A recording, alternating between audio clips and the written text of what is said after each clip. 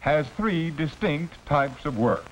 These are, first, composition, the preparation of the type or other matter to be printed for the presses. Second, press work, the actual printing of the composed matter on paper or some other substance.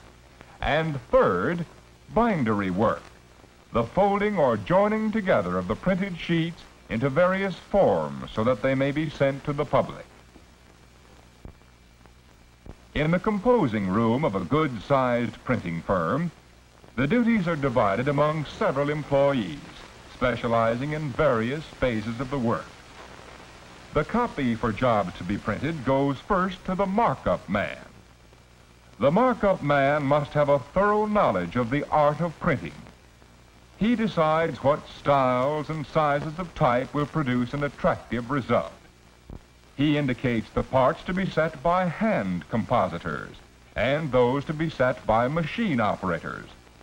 Although a great part of today's type is set mechanically, hand compositors are employed by all large commercial printing plants, newspapers, and publishing houses. Hand compositors usually set the large type, called display line, used in advertisements and other printed matter. Hand composition offers opportunities for artistic expression. Compositors who have the ability to create original ideas are highly paid craftsmen. The work requires manual dexterity, good eyesight, and thoroughness. Linotypes and other typesetting machines are used for the part of the copy called straight matter, consisting of many lines of the same length and size of type. The linotype operator manipulates a keyboard to assemble lines of characters, which come in contact with molten type metal to produce lines or slugs of type. These slugs are molded in the length required by the job. They are the right height for the presses, and the words are spaced correctly in the line. Linotype operators must work speedily and accurately, and be efficient in spelling, punctuation, word division, and printer's arithmetic.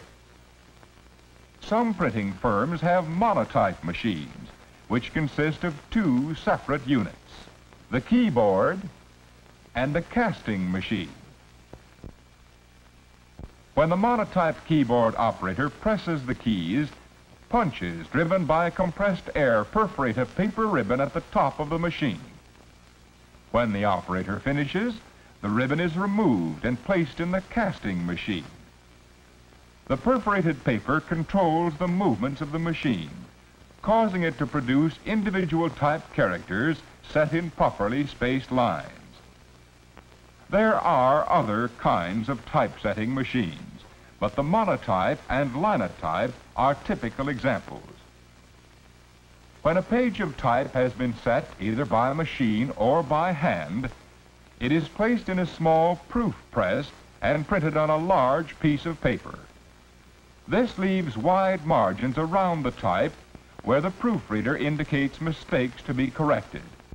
It is the proofreader's responsibility to find all errors in spelling, punctuation, and typography. Large plants employ persons, usually women, who do nothing but proofread.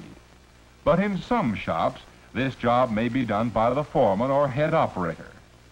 After mistakes have been corrected, all the type and engraved plates for a single page must be assembled. In large printing firms, this work is done by specialists called makeup men. In the lockup department, workers called stone men assemble many pages of type into single forms. But there are several different ways in which the matter to be printed is prepared for the presses. It all depends on the kind of press to be used. Platen presses are used on small jobs, such as letterheads or handbills. Some of these presses are hand-fed.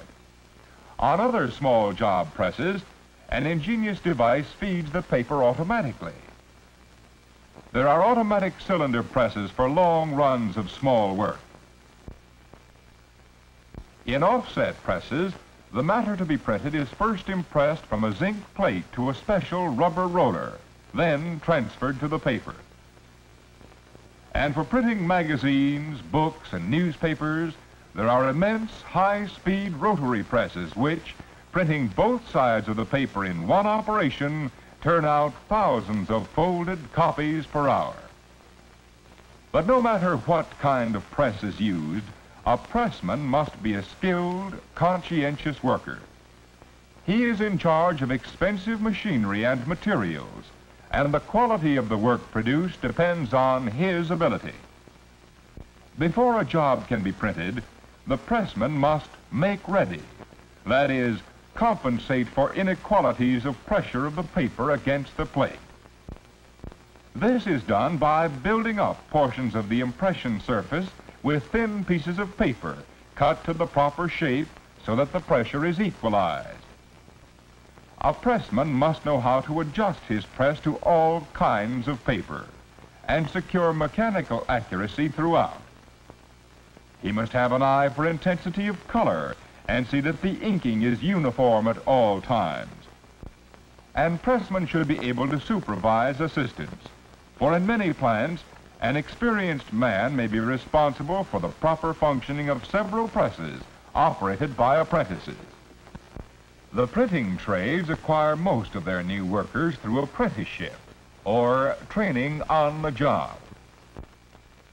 Some vocational schools offer training which can be taken during apprenticeship or previous to it. Vocational school training alone does not always produce skilled workers, but it does enable a person to decide whether he is truly interested and suitable for the work. And the course of training is arranged to give the student a good background in printing. Usually a student starts with hand composition because all of the fundamental principles of printing are derived from it. Through a series of prepared lessons, these principles are thoroughly fixed in the student's mind. The lessons include instruction in spelling, word division, proofreading, punctuation, and printer's arithmetic. After completing the hand composition course, a student is eligible for work in the press room. Here he begins his study on a small hand-fed job press. After mastering it, he is advanced to the small automatic presses. But there is a great deal to be learned before a student can assume the responsibility of operating the large cylinder presses. Above all, he must thoroughly understand the mechanism. Thus, press work is particularly fitted for young men who like to work with machinery. Students studying to become linotype operators must have mechanical knowledge too, but here the emphasis is on speed and accuracy. Usually, anyone who has mastered the typewriter can learn to operate the linotype keyboard, but he must also learn composition. A student who successfully completes the course of study in some phase of printing at a vocational school is prepared to enter the printing industry on a basis leading to worthwhile remuneration. The chances of securing employment are normally good, for there are thousands of large printing establishments in the country and many small shops and newspapers. And work in the printing trade is not seasonal. It goes on the year round, regardless of sunshine or rain. Working conditions are generally satisfactory as to housing, hygiene, and hours.